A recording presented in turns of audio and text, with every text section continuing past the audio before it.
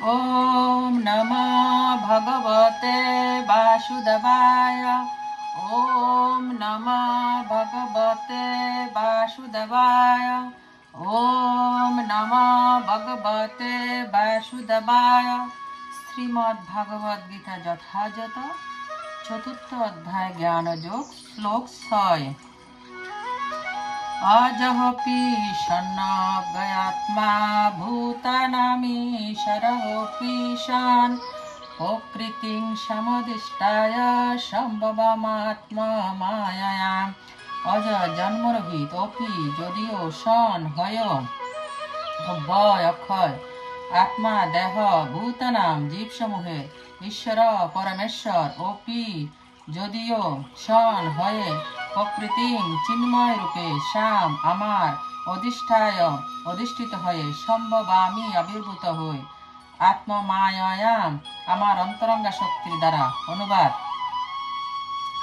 যদি আমি জন্মরহিত এবং আমার চিন্ময় দেহ অব্যয় এবং যদি আমি সর্বভূতের ঈশ্বর, তবুও আমার অন্তরঙ্গা শক্তিকে আশ্রয় করে আমি আমার আদি চিন্ময় রূপে যুগে যুগে অবতীর্ণ হই। তাৎপর্য: ভগবান এখানে তার আবির্ভাবের বৈশিষ্ট্য বিশেষভাবে বর্ণনা করেছেন। যদিও তিনি সাধারণ মানুষের মতো আবির্ভূত হন, তবুও তার বহু বহু পূর্বজন্মের সমস্ত ঘটনাই তার মনে থাকে। কিন্তু সাধারণ মানুষ কয়েক ঘন্টা পূর্বে কি ঘটেছিল তা মনে রাখতে পারে না। যদি কাউকে জিজ্ঞেস করা হয় একদিন আগে ঠিক একই সময়ে সে কি করেছিল, তবে সাধারণ লোকের পক্ষে সঙ্গে সঙ্গে তার উত্তর দেওয়া কঠিন হয়ে পড়ে। তাকে অনেক হিসাব নিকাশ করে স্মৃতি রোমন্থন করে তবে মনে করতে হয় গতদিন ঠিক সেই সময়ে সে কি করছিল। অথচ তারাই আবার ভগবান হবার দুরাশা পোষণ করে। এই ধরনের অর্থহীন দাবি শুনে কারো বিভ্রান্ত হওয়া ঠিক নয়। ভগবান এখানে তার প্রকৃতি বা রূপের কথা ব্যাখ্যা করেছেন। প্রকৃতি বলতে স্বভাব ও স্বরূপ দুই বোঝায়। ভগবান বলছেন তিনি তার চিন্ময় স্বরূপে আবির্ভূত হন। সাধারণ জীবদের মতো তিনি এক দেহ থেকে আর এক দেহে দেহান্তরিত হন না। বদ্ধ জীবাত্মা এই জন্মে একরকম দেহ ধারণ করতে পারে, কিন্তু পরবর্তী জন্মে সে ভিন্ন দেহ ধারণ করে। জড়জগতে জীবের দেহ স্থায়ী নয়। প্রকৃতপক্ষে সে প্রতিনিয়তই তার দেহ পরিবর্তন করেছে, কিন্তু ভগবানকে দেহ পরিবর্তন করতে হয় না। তো যখন তিনি জড় জগতে আবির্ভূত হন, তখন তিনি তার সচ্চিদানন্দময় দেহ নিয়েই আবির্ভূত হন। অর্থাৎ তিনি যখন এই জড় জগতে আবির্ভূত হন, তখন তিনি তার দ্বিভুজ মুরলীধারী শাশ্বত রূপ নিয়েই আবির্ভূত হন। জড় জগতের কোনো কলুষই তার রূপকে স্পর্শ করতে পারে না। কিন্তু তিনি যদিও তার অপ্রাকৃত রূপ নিয়ে এই জড় জগতে আবির্ভূত হন এবং সর্ব অবস্থাতে তিনি সমস্ত জগতের অধীশ্বর থাকেন, তবুও তার জন্মলীলা আর 5 জন সাধারণ মানুষের মতোই বলে মনে হয়।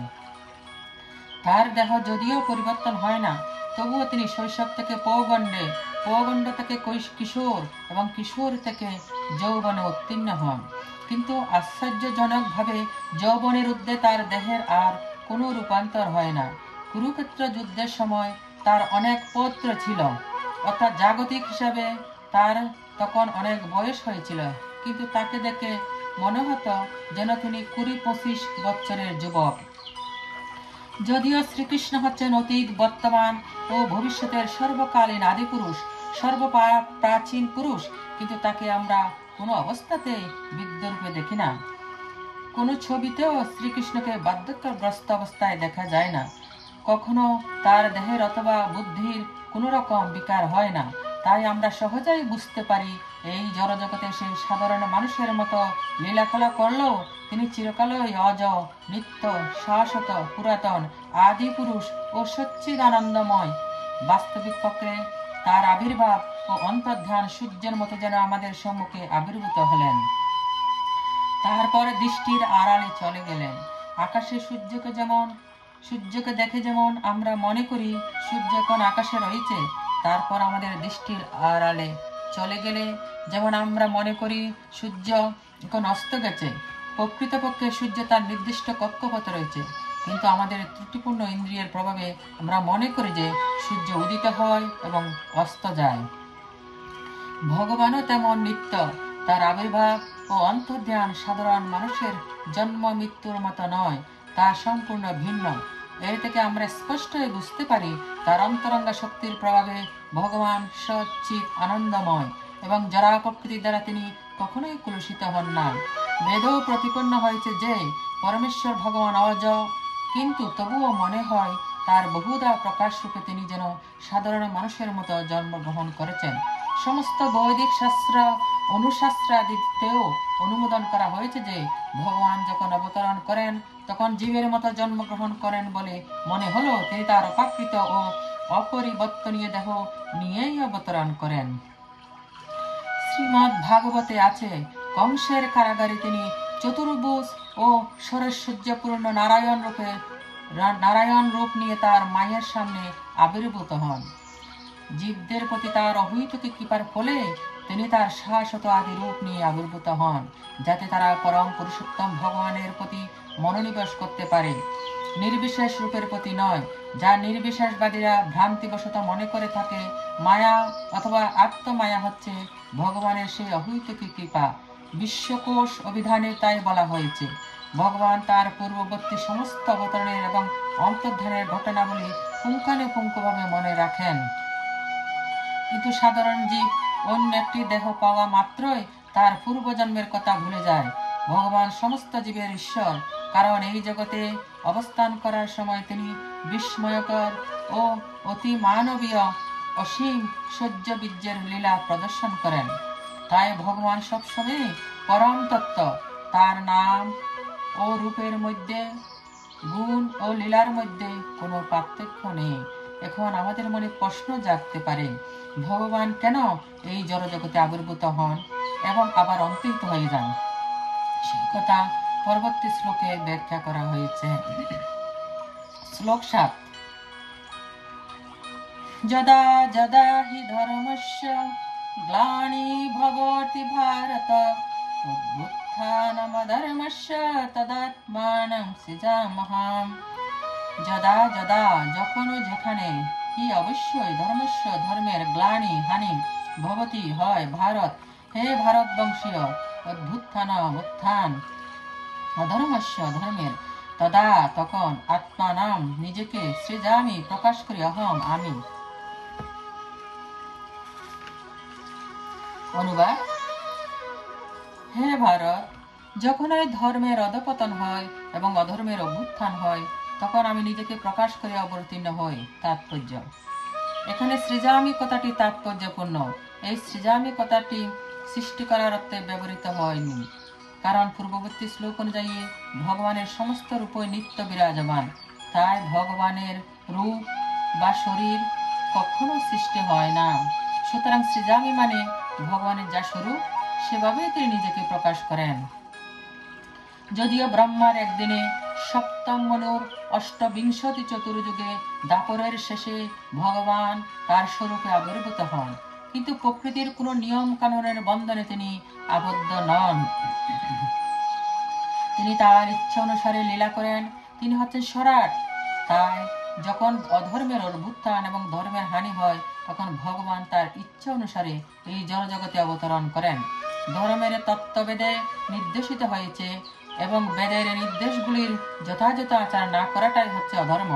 শ্রীমদ্ ভাগবতে বলা হয়েছে, এই সমস্ত নির্দেশগুলো হচ্ছে ভগবানের আইন এবং ভগবান নিজেই কেবল ধর্মের সৃষ্টি করতে পারেন। বেদ ভগবানেরই বাণী এবং ব্রহ্মার হৃদয়ে তিনি এই জ্ঞান সঞ্চার করেন। তাই ধর্মের বিধান হচ্ছে সরাসরিভাবে ভগবানের আদেশ। ধর্মং তু সাক্ষাৎ ভগবৎ প্রণীতম। ভগবদ গীতার সর্বত্র এই তত্ত্বের বিশদ বর্ণনা করা হয়েছে। ভগবানের নির্দেশে এই তত্ত্বের প্রতিষ্ঠা করাই হচ্ছে বেদের উদ্দেশ্য। গীতার শেষে ভগবান স্পষ্টভাবে বলেছেন, সর্বধর্মান পরিত্যাজ্য মামেকং শরণং ব্রজ। সর্বধর্ম ত্যাগী লও আমার শরণ। বৈদিক নির্দেশগুলো মানুষকে ভগবানের প্রতি পূর্ণ শরণাগত হতে সাহায্য করে। যখন ওই অসুররা অথবা আসুরিক ভাবাপন্ন মানুষেরা তাতে বাধা সৃষ্টি করে তখন ভগবান আবির্ভূত হন। শ্রীমদ্ ভাগবত থেকে আমরা জানতে পারি, যখন জড়বাদে পৃথিবী ছেয়ে গিয়েছিল এবং জড়বাদীরা বেদের নাম করে যথাস্থার করেছিল তখন শ্রীকৃষ্ণের অবতার বুদ্ধদেব অবতরণ করেছিলেন। বেদে কোনো কোনো বিশেষ অবস্থায় পশুবলি দেওয়ার বিধান আছে, কিন্তু আসরিক ভাবাপন্ন মানুষেরা বৌদ্ধিক সিদ্ধান্ত অনুসরণ না করে নিজেদের ইচ্ছামতো পশুবলি দিতে শুরু করে। এই অনাচার দূর করে বেদের অহিংস নীতির প্রতিষ্ঠা করার জন্য ভগবান বুদ্ধ আবির্ভূত হয়েছিলেন। এভাবেই আমরা দেখতে পাই ভগবানের সমস্ত অবতার কোনো বিশেষ উদ্দেশ্যে সাধন করবার জন্য এই জড়জগতে অবতরণ করেন এবং শাস্ত্রে তার উল্লেখ থাকে। শাস্ত্রের প্রমাণ না থাকলে কাউকে অবতার বলে গ্রহণ করা উচিত নয়। অনেকে আবার মনে করেন ভগবান কেবল ভারত ভূমিতেই অবতরণ করেন, কিন্তু এই ধারণাটাই ভুল। তিনি তার ইচ্ছা অনুসারে যে কোনো জায়গায়, যে কোনো অবস্থায়, যে কোনো রূপে অবতরণ করতে পারেন। প্রত্যেক অবতরণে তিনি ধর্ম সম্বন্ধে ততটুকুই ব্যাখ্যা করেন যতটুকু সেই বিশেষ স্থান ও কালের মানুষেরা হৃদয়ঙ্গম করতে পারে, কিন্তু তার উদ্দেশ্য একই থাকে, ধর্ম সংস্থাপন করা এবং মানুষকে ভগবানমুখী করা। কখনো তিনি স্বয়ং আবির্ভূত হন, কখনো তিনি তার সন্তান অথবা ভিত্তরূপে তার প্রতিনিধিকে প্রেরণ করেন, আবার কখনো তিনি ছদ্মবেশে অবতরণ করেন। অর্জুনের মতো মহাভাগবতকে ভগবান ভগবত গীতা শুনিয়েছিলেন, কারণ ভগবত গীতার মর্মার্থ উন্নত বুদ্ধিমত্তা সম্পন্ন মানুষেরাই কেবল বুঝতে পারে। 2 আর 2 4 হয়, এই আঙ্কিক তত্ত্ব একটি শিশুর কাছেও সত্য, আবার একজন মহাপণ্ডিত গণিতজ্ঞর কাছেও সত্য, কিন্তু তবুও গণিতের স্তর আছে। প্রতিটি অবতারে ভগবান একই তত্ত্বজ্ঞান দান করেন, কিন্তু স্থান কাল বিষয়ে তাদের উচ্চ নির্ম মানসম্পন্ন বলে মনে হয়। উচ্চমানের ধর্ম অনুশীলন শুরু হয় বর্ণাশ্রম ধর্ম সমন্বিত সমাজ ব্যবস্থার মাধ্যমে। ভগবানের অবতরণের উদ্দেশ্য হচ্ছে সর্বত্র সকলকে কৃষ্ণ ভাবনায় উদ্বুদ্ধ করা। কেবলমাত্র অবস্থা ভেদে সময় সময় এই ভাবনার প্রকাশ ও অপ্রকাশ হয়। শ্লোক 8। পরিত্রাণায় সাধুনাং বিনাশায় চ দুষ্কৃতাং ধর্ম সংস্থাপনার্থায় সম্ভবামি যুগে যুগে।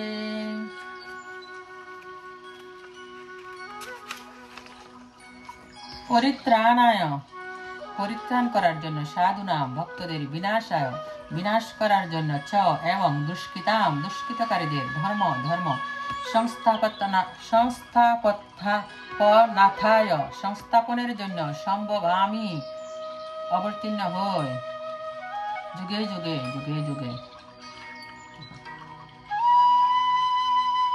অনুবাদ: সাধুদের পরিত্রাণ করার জন্য এবং দুষ্কৃতিকারীদের বিনাশ করার জন্য এবং ধর্ম সংস্থাপনের জন্য আমি যুগে যুগে অবতীর্ণ হই। তাৎপর্য: ভগবদ গীতা অনুসারে কৃষ্ণ ভাবনায় উদ্বুদ্ধ যে মানুষ, তিনি হচ্ছেন সাধু। কোনো লোককে আপাত দৃষ্টিতে অধার্মিক বলে মনে হতে পারে, কিন্তু তার অন্তরে তিনি যদি সম্পূর্ণভাবে কৃষ্ণ ভাবনাময় হন, তবে বুঝতে হবে তিনি সাধু। আর যারা কৃষ্ণ ভাবনাকে গ্রাহ্য করে না, তাদের উদ্দেশ্যে দুষ্কৃতাম শব্দটি প্রয়োগ করা হয়েছে। এই সমস্ত সাধু বা দুষ্কৃতিকারীরা লৌকিক বিদ্যায় অলঙ্কিত হলেও এদের মূঢ় ও নরাধম বলা হয়। কিন্তু যিনি 24 ঘন্টায় ভগবত ভক্তিতে নিয়োজিত, তিনি যদি মূর্খ অসভ্য হন, তবুও বুঝতে হবে যে তিনি সাধু। রাবণ, কংস আদি অসুরদের নিধন করার জন্য পরমেশ্বর ভগবান যেমনভাবে অবতরণ করেছিলেন, নিরশ্বরবাদীদের বিনাশ করবার জন্য তাকে তেমনভাবে অবতরণ করতে হয় না। ভগবানের অনেক অনুচর আছেন যারা অনায়াসে অসুরদের সংহার করতে পারেন, কিন্তু ভগবানের অবতরণের উদ্দেশ্য হচ্ছে তার ভক্তদের শান্তি বিধান করা। অসুররা ভগবানের ভক্তদের নানাভাবে কষ্ট দেয়, তাদের উপর উৎপাত করে, তাই তাদের পরিত্রাণ করবার জন্য ভগবান অবতরণ করেন। অসুরের স্বভাবই হচ্ছে ভক্তদের উপর অত্যাচার করা। ভক্ত যদিও তার পরমাত্মীয় হয়, তবুও সে রেহাই পায় না। প্রহ্লাদ মহারাজ ছিলেন হিরণ্যকশিপুর সন্তান, কিন্তু তা সত্ত্বেও হিরণ্যকশিপু তাকে নানাভাবে নির্যাতন করে। শ্রীকৃষ্ণের মাতা দেবকী ছিলেন কংসের ভগিনী, কিন্তু তা সত্ত্বেও কংস তাকে এবং তার প্রতি বসুদেবকে নানাভাবে নির্যাতিত করে, কারণ সে জানতে পেরেছিল যে শ্রীকৃষ্ণ তাদের সন্তান রূপে আবির্ভূত হবেন। এর থেকে বোঝা যায় কংসকে নিধন করাটা শ্রীকৃষ্ণের অবতরণের মুখ্য উদ্দেশ্য ছিল না। মুখ্য উদ্দেশ্য ছিল দেবকীকে উদ্ধার করা, কিন্তু এই দুইটি কাজ একই সঙ্গে সাধিত হয়েছিল। তাই ভগবান এখানে বলেছেন সাধুদের পরিত্রাণ আর অসাধুর বিনাশ করবার জন্য তিনি অবতরণ করেন। শ্রী চৈতন্য চরিতামৃত গ্রন্থে ছিল কৃষ্ণদাস কবিরাজ নির্মলিখিত মধ্যলীলা শ্লোকগুলির মাধ্যমে ভগবানের অবতরণের মূল তত্ত্ব সংক্ষেপে উপস্থাপনা করেছেন। সৃষ্টি হেতু যেই মুক্তি প্রপঞ্চে অবতরে, সেই ঈশ্বর মুক্তি অবতার নাম ধরে। মায়াতীত পরব্রহ্মে সবার অবস্থান, বিশ্বে অবতরি ধরে অবতার নাম। ভগবত ধাম থেকে এই জড়জগতে প্রকট হওয়ার ফলে ঈশ্বর মুক্তি অবতার নাম ধরে। এই অবতারেরা প্রাকৃত পরব্রহ্মে অবস্থান করেন। প্রাকৃত জগতে অবতরণ করার জন্য তাকে অবতার বলা হয়। ভগবানের অনেক রকম অবতার আছে, যেমন পুরুষ অবতার, গুণাবতার, লীলাবতার, সত্যাবেশ অবতার, মনন্তর অবতার ও যুগাবতার। তারা নির্ধারিত সময়ে বিশ্বের বিভিন্ন স্থানে অবতরণ করেন, কিন্তু ভগবান শ্রীকৃষ্ণ হচ্ছেন সমস্ত অবতারের উৎস আদি পুরুষ। ভগবান শ্রীকৃষ্ণ অবতরণ করেন তার শুদ্ধ ভক্তদের আত্মীহরণ এবং পরিতোষণ করবার জন্য। যারা তার শাশ্বত সনাতন শ্রী বৃন্দাবন লীলা তাকে দর্শন করবার জন্য উদ্গ্রীব হয়ে থাকেন। তাই শ্রীকৃষ্ণের অবতরণের মুখ্য উদ্দেশ্য হচ্ছে তার শুদ্ধ ভক্তদের পরিতোষণ করা। ভগবান এখানে বলেছেন তিনি যুগে যুগে অবতীর্ণ হন। এর থেকে বোঝা যায় তিনি কলিযুগেও অবতরণ করেন। শ্রীমদ্ ভাগবতেও বলা হয়েছে কলিযুগের অবতার গৌরী সুন্দর শ্রী চৈতন্য মহাপ্রভু সংকীর্তন যজ্ঞের মাধ্যমে শ্রীকৃষ্ণের আরাধনা করবেন এবং সমগ্র ভারতবর্ষে ভগবত ভক্তি প্রচার করবেন। তিনি ভবিষ্যৎবাণী করে উঠেছেন, পৃথিবীতে আছে যত নগরাদি গ্রাম, সর্বত্র প্রচার হইবে মোর নাম। শ্রীকৃষ্ণের শ্রী চৈতন্য মহাপ্রভু রূপে অবতরণের কথা উপনিষদ, মহাভারত, শ্রীমদ্ ভাগবত আদি শাস্ত্রের গুরুত্বপূর্ণ অংশে গুপ্তভাবে উল্লেখ আছে, কিন্তু প্রত্যক্ষভাবে উল্লেখ নেই। শ্রীকৃষ্ণের ভক্তরা শ্রী চৈতন্য মহাপ্রভু প্রবর্তিত সংকীর্তন যজ্ঞের প্রতি গভীরভাবে আকৃষ্ট হন। ভগবানের এই অবতার দুষ্কৃতকারীদের সংহার করেন না, বরং তিনি তার অহৈতুকী কৃপার ভবসাগর থেকে তাদের উদ্ধার করেন। শ্লোক 9। জন্ম কর্ম চ মে দিব্যমেবং যো ব্যক্তি তত্তত ত্যক্তা দেহং পুনর্জন্ম নৈতি মামেতি সুহার্জুন। জন্ম জন্ম কর্ম কর্ম চ এবং মে আমার দিব্যম দিব্য এবং এভাবে যিনি ব্যক্তি জানেন তত্ত্বত যথার্থভাবে ত্যক্তা ত্যাগ করে দেহং বর্তমান দেহ পুনরায় জন্ম জন্ম না এটি প্রাপ্ত হন মাম আমাকে এটি প্রাপ্ত হন স তিনি অর্জুন। হে অর্জুন, অনুবাদ, হে অর্জুন, যিনি আমার এই প্রকার দিব্য জন্ম ও কর্ম যথাযথভাবে জানেন, তাকে আর দেহত্যাগ করার পর পুনরায় জন্মগ্রহণ করতে হয় না, তিনি আমার নিত্যধাম লাভ করেন। তাৎপর্য: পরব্রহ্ম থেকে ভগবানের অবতরণের কথা ষষ্ঠ শ্লোকে ইতিমধ্যে ব্যাখ্যা করা হয়েছে। যিনি ভগবানের অবতরণের তত্ত্ব উপলব্ধি করতে পেরেছেন, তিনি জড় জগতের বন্ধন থেকে ইতিমধ্যে মুক্ত হয়েছেন এবং তাই দেহত্যাগ করার পর তিনি তৎক্ষণাৎ ভগবত ধামে ফিরে যান। জড় বন্ধন থেকে এভাবে মুক্ত হওয়া মোটেই সহজসাধ্য নয়।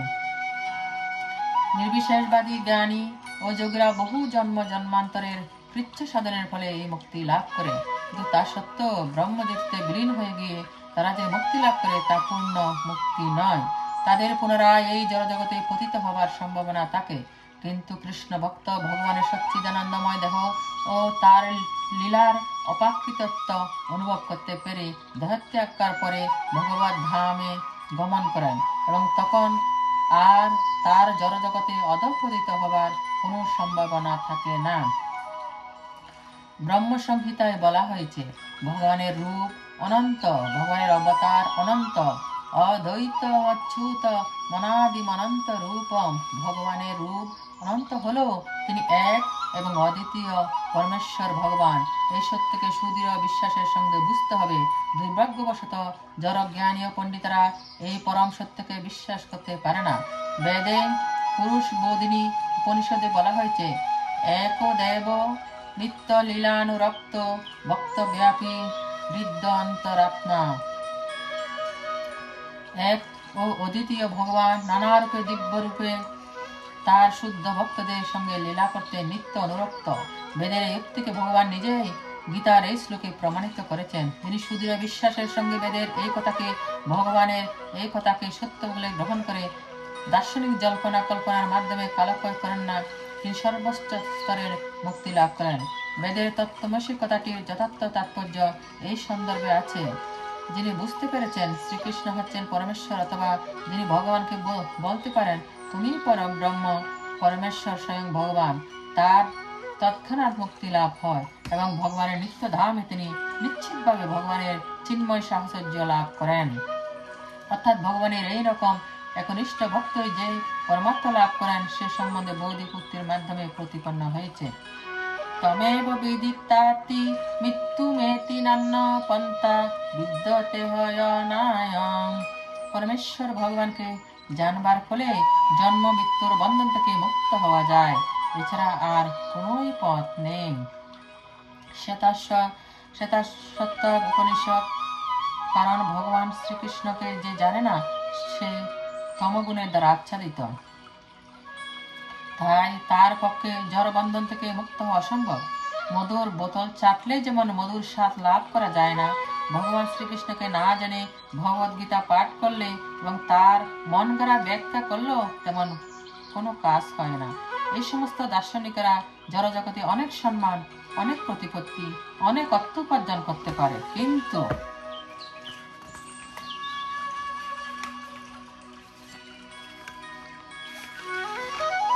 তারা ভগবানের কৃপা লাভ করে মুক্তি লাভের যোগ্য নয়।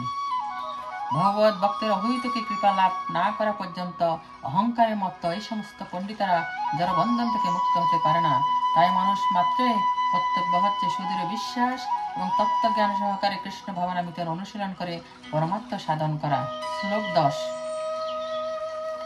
বিতরাগ ভয় ক্রোধা মন্ময়া মমুপাশ্রিতা বহব জ্ঞান তপসা ভূতমদ্ভাবমাগতা।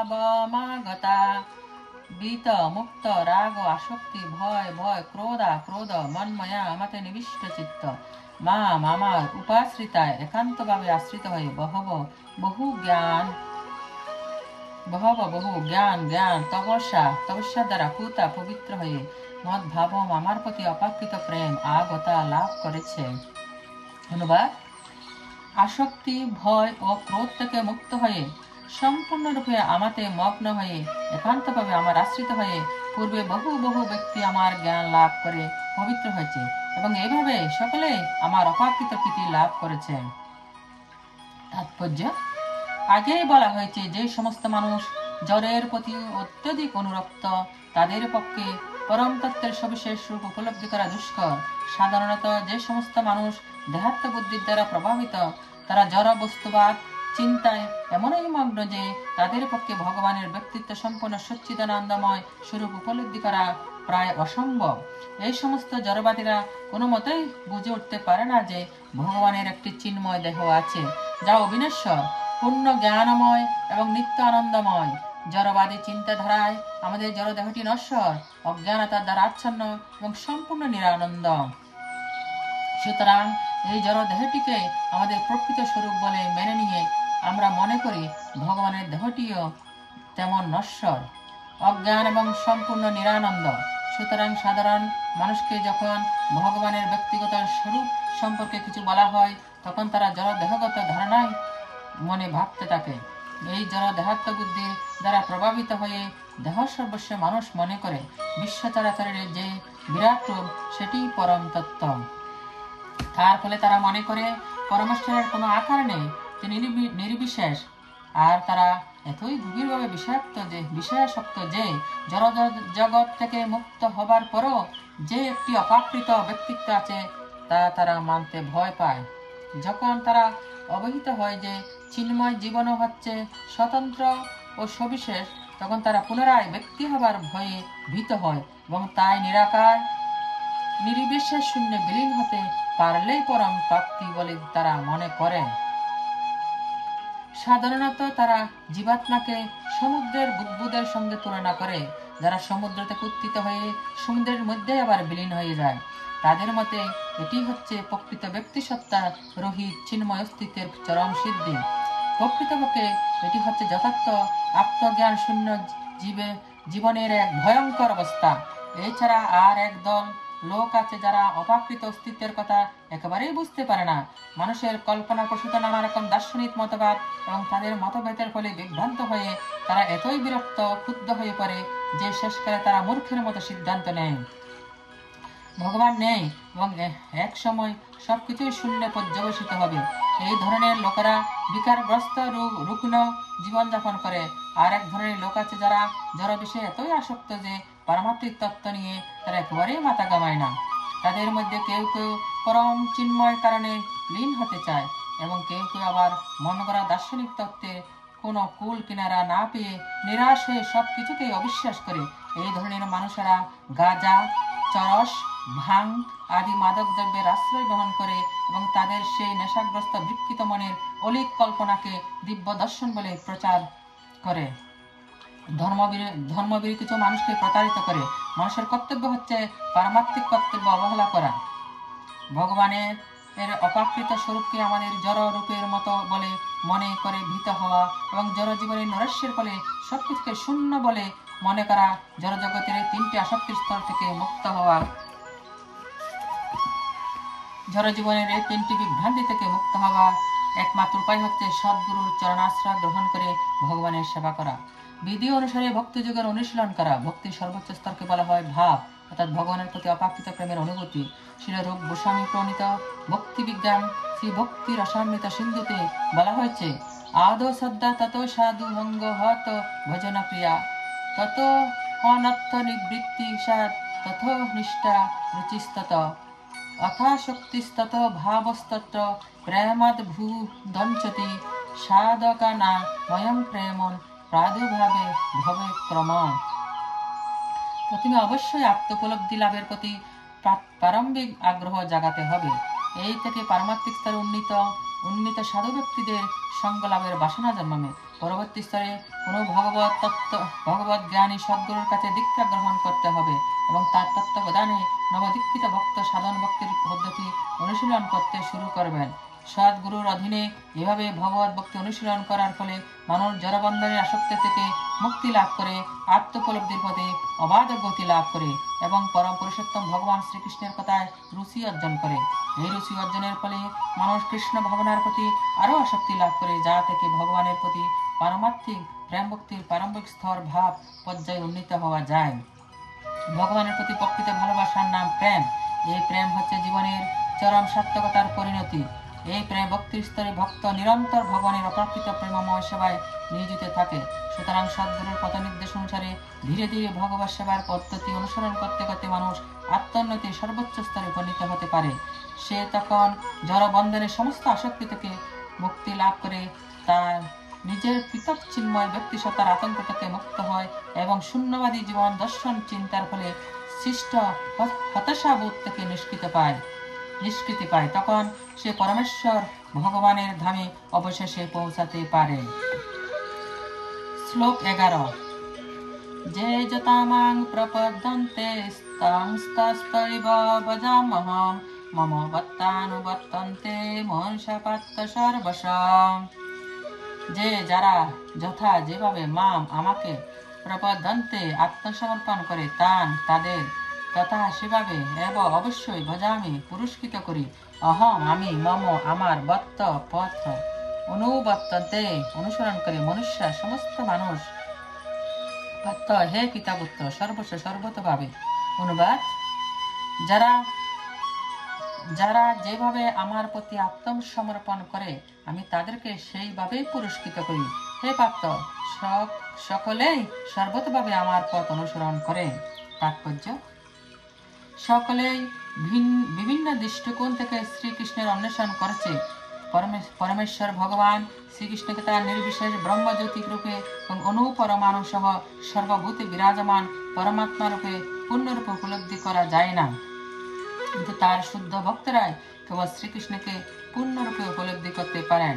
সমস্ত তত্ত্ব অনুসন্ধানী সাধকের সাধনার বস্তু হচ্ছেন শ্রীকৃষ্ণ। তবে যেভাবে ভগবানকে পেতে চায় তার সিদ্ধ হয় তেমন ভাবে। অপাকৃত জগতেও ভগবান তার শুদ্ধ ভক্তের ভাবনা অনুযায়ী তাদের সঙ্গে ভাবের বিনিময় করে থাকেন। সেখানে কেউ শ্রীকৃষ্ণকে পরমেশ্বর জ্ঞানে সেবা করে, কেউ তাকে সখা বলে মনে করে খেলা করে, কেউ সন্তান বলে মনে করে স্নেহ করে, আবার কেউ পরম প্রিয় বলে মনে করে ভালোবাসে। ভগবানও তাদের তেমন তাদের বাসনা অনুযায়ী তাদের সকলের সঙ্গে লীলা খেলা করে তাদের ভালোবাসার প্রতিদান দেন। জড়জগতেও তেমন বিভিন্ন লোক বিভিন্নভাবে ভজনা করে এবং ভগবান তাদের ভাবনা অনুযায়ী তাদের সঙ্গে ভাবের বিনিময় করেন। ভগবানের শুদ্ধ ভক্তরা প্রাকৃত জগতে এই জড়জগতে ভগবানের সান্নিধ্য লাভ করেন এবং তার সেবায় নিয়োজিত হয়ে অপাকৃত আনন্দ অনুভব করেন। যে সমস্ত নির্বিশেষবাদী তাদের আত্মার সত্তাকে বিনাশ করে দিয়ে আধ্যাত্মিক আত্মহত্যা করতে চায়, শ্রীকৃষ্ণ তার ব্রহ্মজ্যোতিতে আত্মসাৎ করে নেন। এই সমস্ত নির্বিশেষবাদীরা ভগবানের সচ্চিদানন্দময় রূপ বিশ্বাস করে না, তাই তারা ভগবানের সান্নিধ্য লাভের আনন্দ উপলব্ধি করতে পারে না এবং পরিণামে তাদের ব্যক্তিগত সত্তার অনুভূতিও বিলুপ্ত হয়ে যায়। তাদের মধ্যে কেউ কেউ আবার ব্রহ্ম বিলীন হয়ে যেতে পারে না, তাই তারা এই জড়জগতে ফিরে এসে তাদের সুপ্ত ভোগ বাসনা চরিতার্থ করে। তারা অপাকৃত জগতে প্রবেশ করার অনুমতি পায় না, কিন্তু এই জগতে এসে আবার পবিত্র হবার সুযোগ পায়। যারা সকাম কর্মী যজ্ঞেশ্বর রূপে ভগবান তাদের যাগ যজ্ঞ অনুষ্ঠানের ফল প্রদান করেন এবং যে সমস্ত যোগী সিদ্ধি কামনা করে তিনি তাদের সেই ক্ষমতা প্রদান করেন। এভাবে আমরা দেখতে পাই সকলের সাধনার সিদ্ধি লাভ হয় ভগবানের এই করুণার ফলে এবং পরমার্থ সাধনের বিভিন্ন পন্থাগুলি হচ্ছে সে একই মার্গের বিভিন্ন স্তর। তাই কৃষ্ণ ভাবনার চরম সিদ্ধি স্তরে অধিষ্ঠিত না হলে সমস্ত প্রচেষ্টায় অসম্পূর্ণ থেকে যায়। শ্রীমদ্ ভাগবতে সম্বন্ধে বলা হয়েছে, অকাম সর্বকাম বা মোক্ষ কাম দারুদি তীব্রেণ ভক্তি যোগন যত পুরুষং পরম। সব রকম কামনার ভিতর ভক্তই হোক, সব রকম কামনা বিষ্ট জাগৃত হোক বা মোক্ষকামী যোগী হোক না কেন, সকলেরই কর্তব্য হচ্ছে ভক্তি যোগের দ্বারা ভগবানের আরাধনা করা। শ্লোক 12। কাঙ্কন্ত কর্মণাং সিদ্ধিং যজন্ত ইহ দেবতা ক্ষিপ্রং হি মানুষে লোকে সিদ্ধি ভবতি কর্মজা। কাঙ্কন্ত কামনা করে কর্ম নাম সকাম কর্মসমূহের সিদ্ধি যজন্তে যজ্ঞের দ্বারা উপাসনা করে ইহ এই দেবতাদের ক্ষিপ্র অতি শীঘ্র হি অবশ্যই মানব সমাজে লোকে জড়জগতে সিদ্ধি ফল লাভ ভবতি হয় কর্মজা সকাম কর্ম থেকে। অনুবাদ, এই জগতে মানুষেরা সকাম কর্মের সিদ্ধি কামনা করে এবং তাই তারা বিভিন্ন দেব দেবীর উপাসনা করে। সকাম কর্মের ফল অবশ্যই অতি শীঘ্রই লাভ হয়। তাৎপর্য, জড় জগতে দেব দেবীদের সম্বন্ধে বিশেষজ্ঞ লোকদের একটি ভ্রান্ত ধারণা আছে।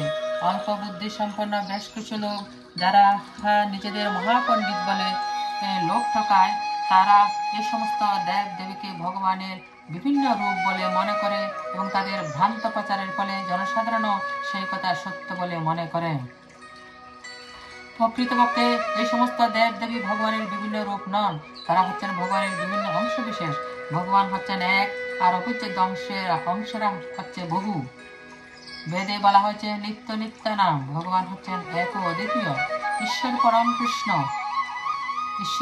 কৃষ্ণ ভগবান শ্রীকৃষ্ণ হচ্ছেন পরমেশ্বর। বিভিন্ন দেব দেবী হচ্ছেন শক্তিপ্রাপ্ত, যাতে তারা এই জড় জগৎকে পরিচালনা করতে পারেন। এই সমস্ত দেব দেবী হচ্ছেন জড় জগতের বিভিন্ন শক্তি সম্পন্ন জীব নিত্যানাম, তাই তারা কোনো অবস্থাতে ভগবানের সম্মুখ হতে পারেন না।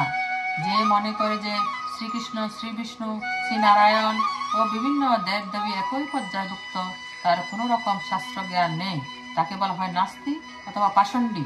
এমনকি দেবাদিদেব মহাদেব এবং আদি পিতামহ ব্রহ্মাকেও ভগবানের সঙ্গে তুলনা করা চলে না। প্রকৃতপক্ষে শিব ব্রহ্মা আদি দেবতারা নিরন্তর ভগবানের সেবা করেন। শিব বিরঞ্চি ইনোতম, কিন্তু তা সত্ত্বেও মানব সমাজে অনেক নেতা আছে যাদেরকে মূর্খ লোকেরা ভগবানের এই নরত্ব আরোপ এই ভ্রান্ত ধারণার বশবর্তী হয়ে অবতার জ্ঞানে পূজা করে।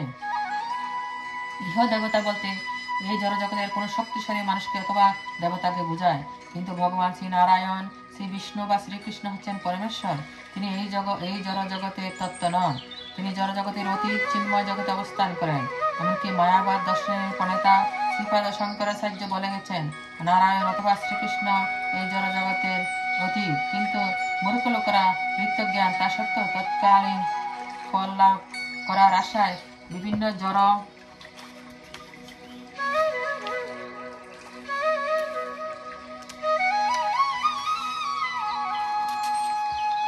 বিভিন্ন জড় দেব দেবীর পূজা করে চলে। এই সমস্ত মূর্খ লোকগুলি বুঝতে পারে না বিভিন্ন দেব দেবীকে পূজা করার ফলে যে ফল লাভ হয় তা অনিত্য। যিনি প্রকৃত বুদ্ধিমান তিনি ভগবানের সেবা করেন। তুচ্ছ অনিত্য লাভের জন্য বিভিন্ন দেব দেবীকে পূজা করা নিষ্প্রয়োজন। যারা প্রকৃতির বিনাশের সঙ্গে সঙ্গে এই সমস্ত দেব দেবী এবং তাদের উপাসকরা ধ্বংসপ্রাপ্ত হবে।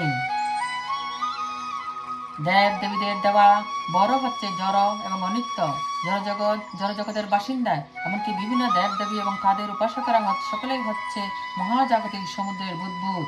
তো তা সত্ত্বেও এই জগতে মানব সমাজ, ভূসম্পত্তি, পরিবার পরিজন, ভোগের সামগ্রী আদি অনিত্য জড় সূর্য লাভের আশায় উন্মাদ। এই প্রকার অনিত্য বস্তু লাভের জন্য মানুষেরা মানব সমাজে বিভিন্ন দেব দেবীর অথবা শক্তিশালী কোন ব্যক্তির পূজা করে।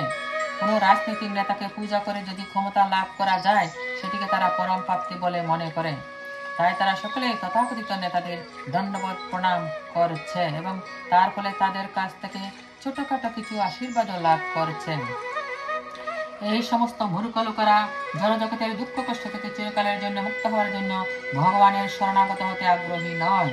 পক্ষান্তরে সকলেই তাদের ইন্দ্রিয় তৃপ্তি সাধন করার জন্য ব্যস্ত এবং তুচ্ছ একটু ইন্দ্রিয় সুখ ভোগ করার জন্য এরা দেব দেবী নামক বিশেষ ক্ষমতাপ্রাপ্ত জীবদের আরাধনার প্রতি আকর্ষিত হয়।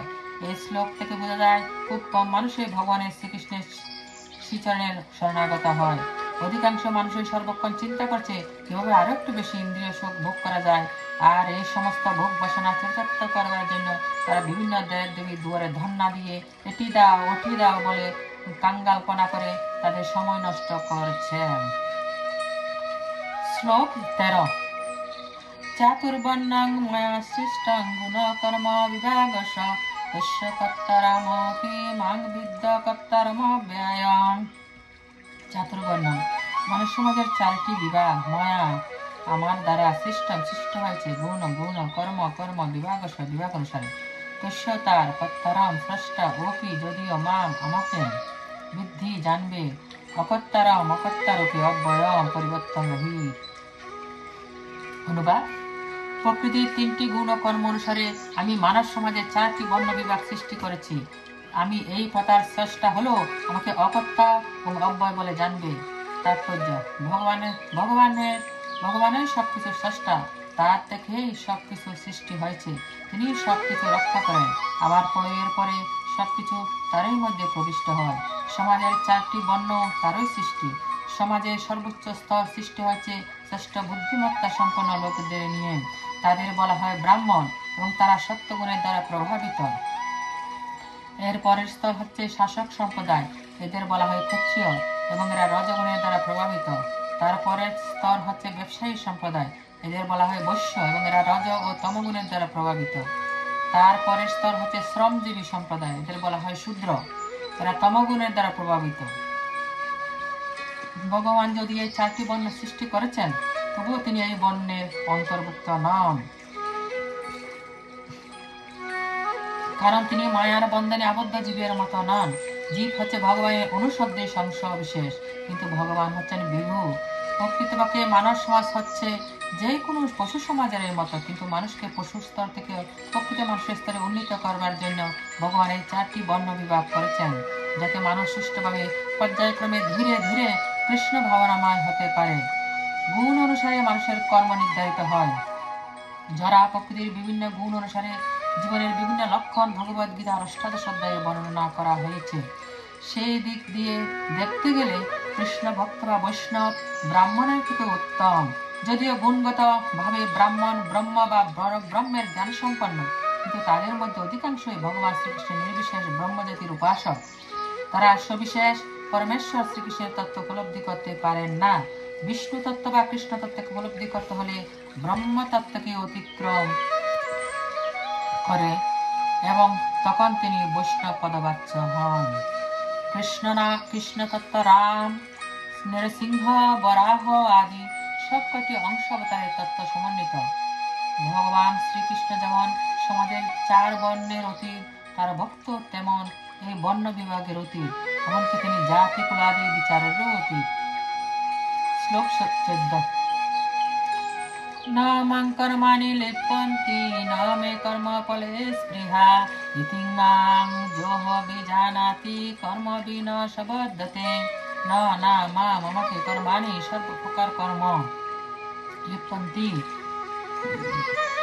প্রভাবিত করতে পারে না না মে আমার কর্মফলে স্পৃহা আকাঙ্ক্ষা ইতি এভাবে মামাকে যিনি অভিজানাতি জানেন কর্মভি এই প্রকার কর্মের দ্বারা না স তিনি বদ্ধতে আবদ্ধ হন। অনুবাদ: কোনো কর্মই আমাকে প্রভাবিত করতে পারে না এবং আমিও কোনো কর্মফলের আকাঙ্ক্ষা করি না।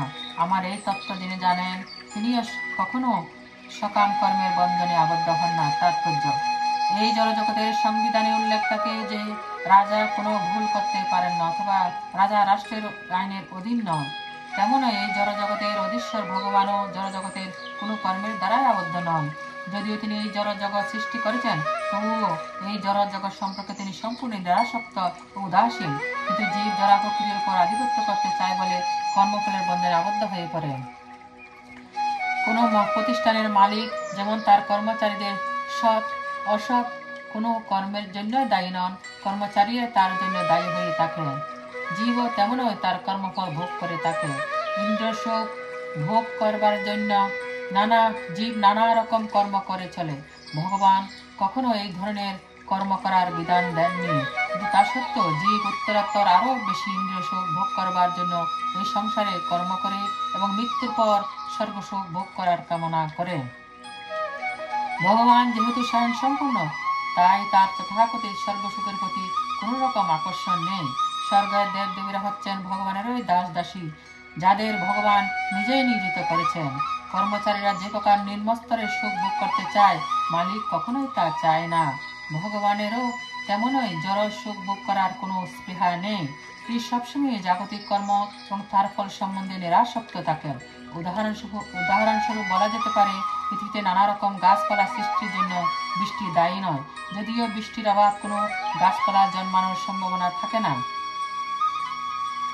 বৈদিক স্মৃতিতে সে সম্বন্ধে বলা হয়েছে, নিমিত্ত মাত্র মে বাস চিজ্জানং স্বর্গ কর্মণি প্রধানকারী কারণী ভূতা যত বৈচিত্র্য শক্তয়। এই জড় সৃষ্টির পরম কারণ হচ্ছেন একমাত্র ভগবান।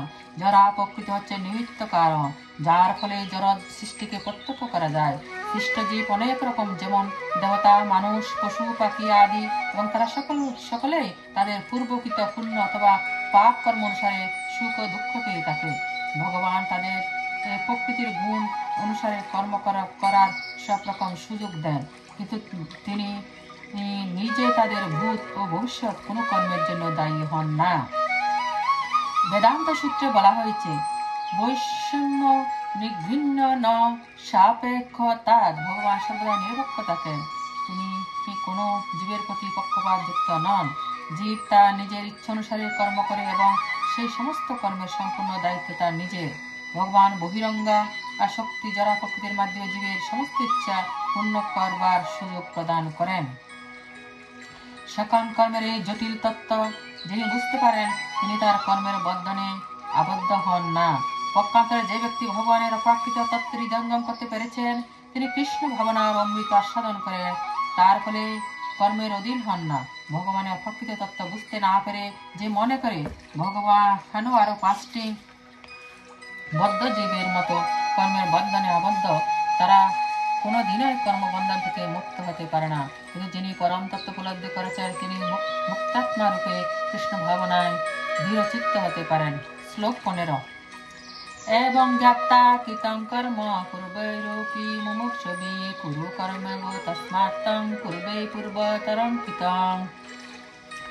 এবং এভাবে জ্ঞাতা জেনে কৃতং অনুষ্ঠান করেছেন কর্ম পূর্বে প্রাচীন অপি যদিও মুমুক্ষুভি মুক্তকামীগণ কর্তৃক কুরু কর্ম শাস্ত্রোক্ত কর্ম এবং অবশ্যই তস্মাৎ অতএব তুমি পূর্বে প্রাচীন মহাজনগণ কর্তৃক পূর্বতরম প্রাচীনকালে কৃতম অনুষ্ঠিত। অনুবাদ: প্রাচীনকালে সমস্ত মুক্ত পুরুষেরা আমার অপাকৃত তত্ত্ব অবগত হয়ে কর্ম করেছেন, অতএব তুমিও সেই প্রাচীন মহাজনদের পদাঙ্ক অনুসরণ করে তোমার কর্তব্য সম্পাদন করো। তাৎপর্য: পৃথিবীতে দুই শ্রেণীর মানুষ আছে। তাদের মধ্যে এক শ্রেণীর মানুষের হৃদয় সব রকমের কলুষে পরিপূর্ণ এবং অন্য শ্রেণীর মানুষের হৃদয় অত্যন্ত নির্মল। কৃষ্ণ ভাবনার অমৃত ভগবত ভক্তি এই দুই শ্রেণীর লোকেরাই হিত সাধন করেন। যাদের হৃদয় কলুষে পরিপূর্ণ, তারা বিধি ভক্তির অনুশীলন করে তাদের হৃদয়কে পরিষ্কার করতে পারে, তাদের হৃদয়ের আবদ্ধতা দূর করতে পারে।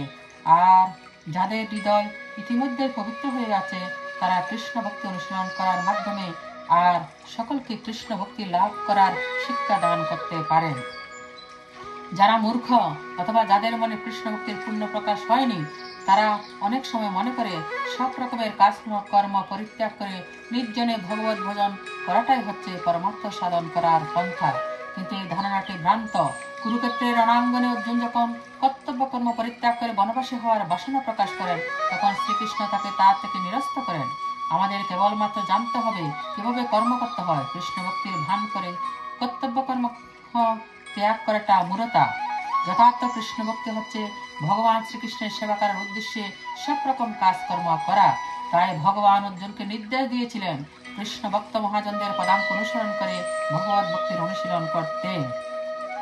ভগবান ত্রিকালজ্ঞ, তিনি অতীত, বর্তমান ও ভবিষ্যতের সমস্ত কথাই জানেন। তার ভক্তরা কখন কিভাবে তার সেবা করছেন সেই কথা তিনি কখনো বলেন না। তাই তিনি সূর্যোদয় বিবর্ষণের উদাহরণ দিয়ে অর্জুনকে তার পদাঙ্ক অনুসরণ করতে বলেন। এই বিবর্ষণকে 12 কোটি বছর আগে ভগবান নিজেই ভগবদ্গীতার তত্ত্বজ্ঞান দান করেছিলেন। এই সমস্ত ভগবত ভক্ত মহাজনেরা সকলেই মুক্ত পুরুষ এবং তারা সকলেই সর্বক্ষণ শ্রীকৃষ্ণের নির্দেশ অনুসারে তার সেবায় রত। তাই তিনি অর্জুনকে উপদেশ দেওয়ার মাধ্যমে আমাদের উপদেশ দিয়েছেন যে ভগবত ভক্ত মহাজনদের পদাঙ্ক অনুসরণ করে ভগবানের সেবায় কর্তব্য কর্ম করাটা হচ্ছে সিদ্ধি লাভের একমাত্র উপায়। শ্লোক 16।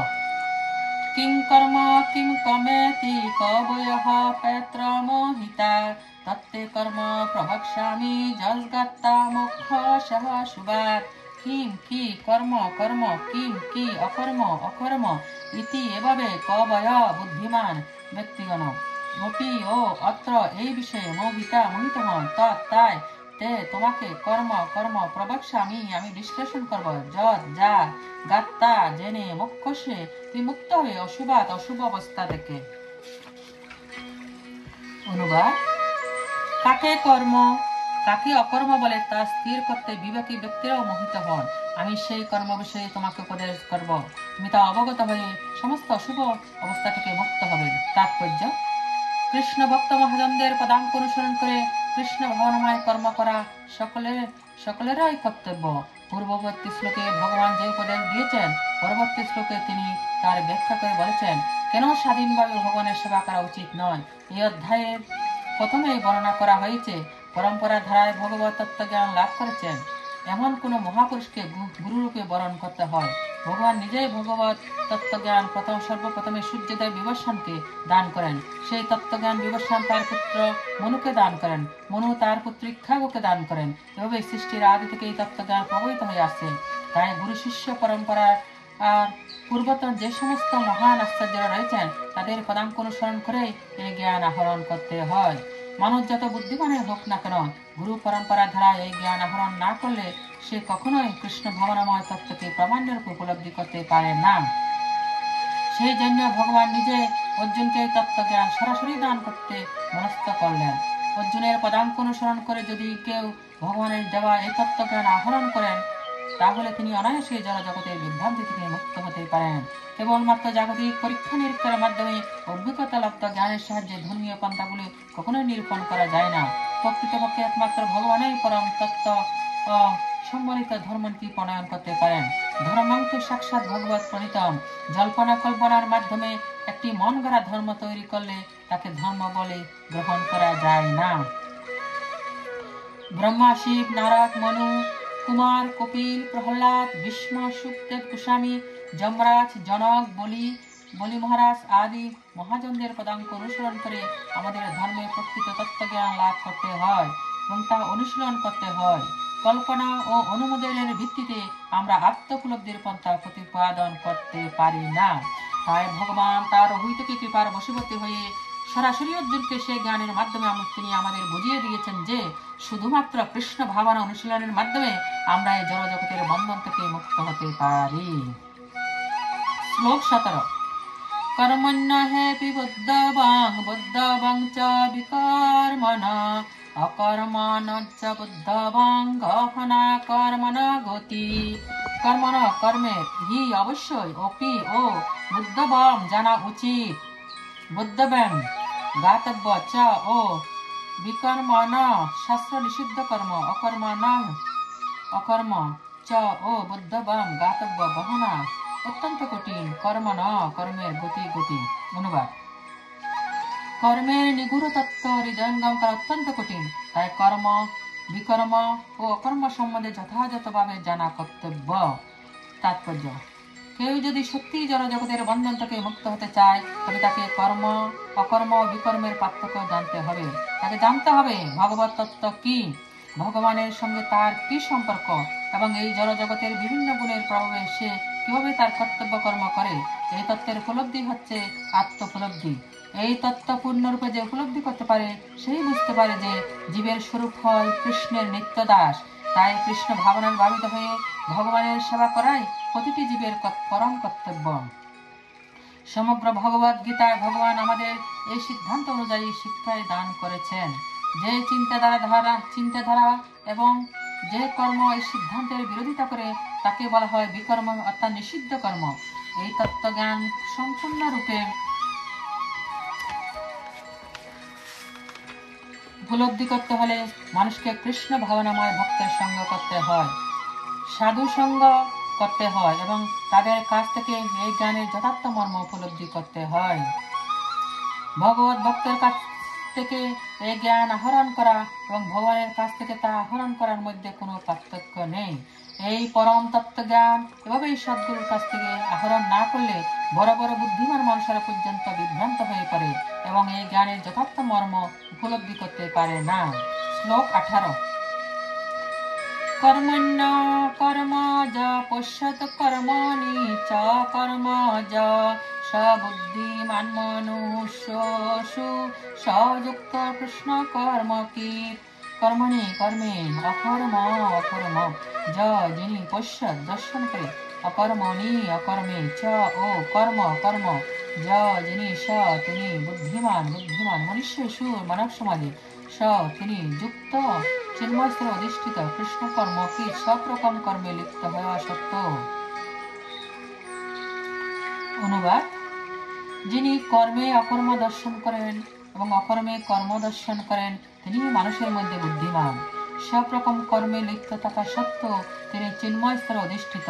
তাৎপর্য: কৃষ্ণ ভাবনায় অধিষ্ঠিত হয়ে যে মানুষ ভগবানের সেবায় ব্রতী হয়েছেন তিনি স্বাভাবিকভাবে সব রকমের কর্মবন্ধন থেকে মুক্ত। তিনি তার সমস্ত কর্মই করেন ভগবান শ্রীকৃষ্ণের সেবার জন্য। তাই তার কৃতকর্মের ফলস্বরূপ তাকে আর সুখ অথবা দুঃখ ভোগ করতে হয় না। এভাবে ভগবান শ্রীকৃষ্ণের সেবায় যারা ব্রতী হয়েছেন তারাই মানব সমাজে যথার্থ বুদ্ধিমান মানুষ। অকর্ম কথাটার অর্থ হচ্ছে কর্মফল রহিত কর্ম। নির্বিশেষবাদীরা কর্মফলের ভয়ে ভীত হয়ে সব রকম কর্ম পরিত্যাগ করেন। তারা মনে করে কর্ম করলে তার ফল ভোগ করতে হবে এবং এই সমস্ত কর্মফল তাদের মুক্তির পথে প্রতিবন্ধক স্বরূপ হয়ে দাঁড়াবে। কিন্তু ভগবানের ভক্ত ভালোভাবেই জানেন তিনি হচ্ছেন ভগবানের নিত্য দাস। তাই তিনি সর্বতভাবে ভগবান শ্রীকৃষ্ণের সেবায় নিয়োজিত থাকেন। ভগবানের সেবা করার জন্য তিনি সমস্ত কাজকর্ম করেন। তাই সেই সমস্ত কর্মের ফল ভগবানই গ্রহণ করেন, তাকে আর তা ভোগ করতে হয় না। এভাবে ভগবান শ্রীকৃষ্ণের সেবা করার ফলে তিনি সব রকম কর্মবন্ধন থেকে মুক্ত হন এবং সর্বদা চিন্ময় আনন্দ উপভোগ করেন। তাই বলা হয় কৃষ্ণ ভক্ত নিষ্কাম, কারণ তার ব্যক্তিগত কোনো কামনা নেই।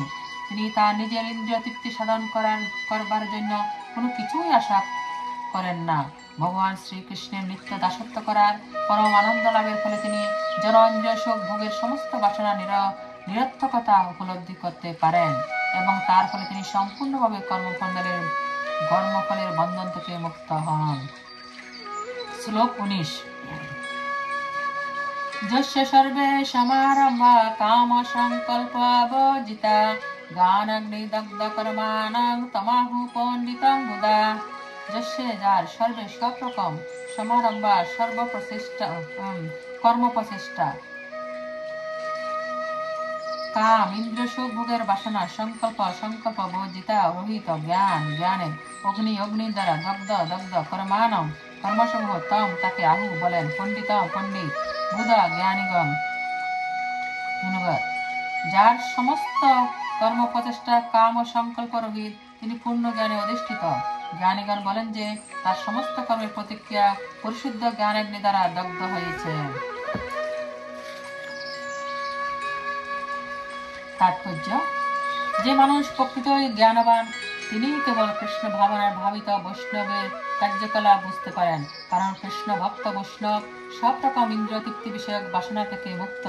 তার স্বরূপ যে ভগবানের নিত্যদাস, এই সত্যকে উপলব্ধি করতে পারার ফলে তার অন্তর কলুষমুক্ত হয়েছে। শুদ্ধ কৃষ্ণ ভক্তি আগুনে তার অন্তরের সমস্ত কলুষ দগ্ধ হয়ে যায়। এভাবে এই অন্তর যখন কলুষমুক্ত হয়, তখন জড় ইন্দ্রিয় সুখ ভোগ করার সমস্ত কামনা অন্তরিত হয়। তাই তিনি তখন নিষ্কাম প্রকৃত জ্ঞানী, যিনি এই পরম তত্ত্বজ্ঞান লাভ করতে পেরেছেন। ভগবানের নিত্য দাসত্বের এই পরম তত্ত্ব জ্ঞানকে আগুনের সঙ্গে তুলনা করা হয়। এই আগুন একবার জ্বলে উঠলে তার সব রকম কর্মফলকে জ্বালিয়ে পুড়িয়ে নিঃশেষ করে দিতে পারে। শ্লোক 20। त्यक्ता कर्म फलासंग नित्य तृप्त निराश्रय कर्मण्यभिप्रवृत्तोऽपि नैव किञ्चित् करोति सा। त्यक्ता ত্যাগ করে কর্মফলাসঙ্গম কর্মফলের আসক্তি নিত্য সর্বদা তৃপ্ত পরিতৃপ্ত নিরাশ্রয় আশ্রয়শূন্য কর্মণি কর্মে অভিপ্রবৃত্ত সম্পূর্ণরূপে প্রবৃত্ত অপি সত্য না এব অবশ্যই কিঞ্চিত কিছুই করতি করেন স তিনি। অনুবাদ: যিনি কর্মফলের আসক্তি সম্পূর্ণরূপে ত্যাগ করে সর্বদা তৃপ্ত এবং কোন রকম আশ্রয়ের অপেক্ষা করেন না, তিনি সব রকম কর্মে যুক্ত থাকা সত্ত্বেও কর্মফলের আশায় কোনো কিছুই করেন না। তাৎপর্য: কৃষ্ণ ভাবনায় ভাবিত হয়ে শ্রীকৃষ্ণের সন্তোষ বিধানের জন্য সব রকম কর্ম করার মাধ্যমে কেবল কর্মবন্ধন থেকে মুক্তি লাভ করা যায়। কৃষ্ণ ভাবনার অমৃত লাভ করেছেন যে ভক্ত, তিনি বিশুদ্ধ ভগবত প্রেমের দ্বারা উদ্বুদ্ধ হয়ে কর্ম করেন। তাই তিনি কোন রকম কর্মফলের আশা করেন না। তিনি সর্বতভাবে ভগবানের শরণাগত। তাই তিনি কিভাবে তার জীবন ধারণ করবেন সেই সম্বন্ধে কোন রকম চিন্তা করেন না। তিনি জানেন ভগবান শ্রীকৃষ্ণ হচ্ছেন পরমেশ্বর এবং তিনি সর্বকারণের কারণ। তাই তিনি সবকিছুই ভগবানের শ্রীচরণে সমর্পণ করেন। তিনি কিছুই সংগ্রহ বা সঞ্চয় করতে চান না, কিংবা এ জগৎ যা কিছু তিনি তার অধিকারে লাভ করেছেন সেই সব সংরক্ষণ করে রাখতে চান না। তার সমস্ত শক্তি, সমস্ত ক্ষমতা, সমস্ত সম্পদ দিয়ে তিনি কেবল ভগবানেরই সেবা করেন। এছাড়া আর কোনো কাজেই তার কোন রকম স্পৃহা থাকে না। এই ধরনের নিরাসক্ত কৃষ্ণ ভক্ত ভালো ও মন্দ সব রকম কর্মফল থেকে মুক্ত, যেন তিনি কোনো কাজকর্মই করছেন না। এই হচ্ছে অকর্ম অর্থাৎ কর্মফলহীন কাজকর্মের লক্ষণ। তাই কৃষ্ণ ভাবনার রহিত যেই কর্ম তা সবই জীবকে কর্মফলের বন্ধনে আবদ্ধ করে রাখে, তাকে বলা হয় বিকর্ম। এই কথা পূর্বেই বলা হয়েছে। শ্লোক 21। নিরাশী যত চিত্তাত্মা ত্যক্ত সর্ব পরিগ্রহ শরীরং কেবলং কর্ম কুর্বন্নাপ্নোতি কিল্লিশম। নিরাশী কামনা শূন্য যত সংযত চিত্তাত্মা মন বুদ্ধি ত্যক্ত পরিত্যাগ করে সমস্ত পরিগ্রহ আধিপত্য করার প্রবৃত্তি শারীরম শরীর রক্ষার্থে কেবল কর্ম কুর্বন করো না আপনতি লাভ করেন কিল্লিশম পাপ। অনুবাদ: এই প্রকার জ্ঞানী ব্যক্তি তার মন বুদ্ধিকে সর্বতভাবে সংযত করে কার্য করেন। তিনি প্রভুত্ব করার প্রবৃত্তি পরিত্যাগ করে কেবল জীবন ধারণের জন্য কর্ম করেন। এভাবে কর্ম করার ফলে কোন রকম পাপ তাকে স্পর্শ করতে পারে না। তাৎপর্য: কৃষ্ণ ভাবনার অমৃত যিনি লাভ করেছেন, তিনি তার কর্মফলের ফলস্বরূপ শুভ অথবা অশুভ কোনো ফলেরই আশা করেন না। তার মন বুদ্ধি সম্পূর্ণভাবে সংযত। তিনি জানেন যে যেহেতু তিনি হচ্ছেন পরমেশ্বর শ্রীকৃষ্ণের অবিচ্ছেদ্য অংশ, তাই পরমেশ্বরের অবিচ্ছেদ্য অংশ রূপে তার কোনো কাজকর্মই তার নিজের কাজকর্ম নয়। সেই কাজকর্ম করা হয় ভগবানের নিয়ন্ত্রণে। যেমন আমরা যখন আমাদের হাতটিকে নাড়ি, তখন হাতটি নিজের ইচ্ছায় নড়ে না। সমস্ত শরীরের প্রচেষ্টার ফলে তা সম্পন্ন হয়। কৃষ্ণ ভাবনাময় ভক্ত ভগবানের বাসনার দ্বারাই পরিচালিত হন, কেননা তার নিজের ইন্দ্রিয় তৃপ্তির কোনো রকম বাসনা নেই। একটি যন্ত্রের অংশ যেভাবে পরিচালিত হয়, তিনিও সেভাবে পরিচালিত হন। যন্ত্রের কলকব্জায় যেমন তেল দিতে হয়, পরিষ্কার করতে হয়, ভগবত ভক্ত তেমন ভগবানের সেবা করার জন্যই কেবল নিজেকে সুস্থ সবল রাখেন। তাই তিনি সব রকম কর্মফল থেকে মুক্ত হন। যেমন একটি পশুর নিজের দেহের উপরে কোনো মালিকানার অধিকার নেই। পশুর নিষ্ঠুর মালিক ইচ্ছা করলেই সে পশুটিকে বলি দিতে পারে, তবু পশুটি কোনো প্রতিবাদ করে না। তার সত্যের কোনো স্বাধীনতা নেই। ভগবত ভক্ত তেমনই নির্বিকার, সম্পূর্ণভাবে ভগবানের সেবায় নিয়োজিত হয়ে তিনি যখন পরম তত্ত্ব উপলব্ধি করেন, তিনি যখন পরম সত্যকে দর্শন করেন, তখন জড়জগতের উপর আধিপত্য করার কোনো বাসনা তার থাকে না। জীবন ধারণের জন্য অসৎ উপায়ে অর্থ সংগ্রহের প্রচেষ্টাকে তিনি তখন নিতান্তই হাস্যকর বলে মনে করেন। তাই এই সমস্ত জড়জাগতিক পাপের দ্বারা তিনি আর কলুষিত হন না। তখন তিনি তার সব রকমের কাজকর্মের ফল থেকে মুক্ত থাকেন।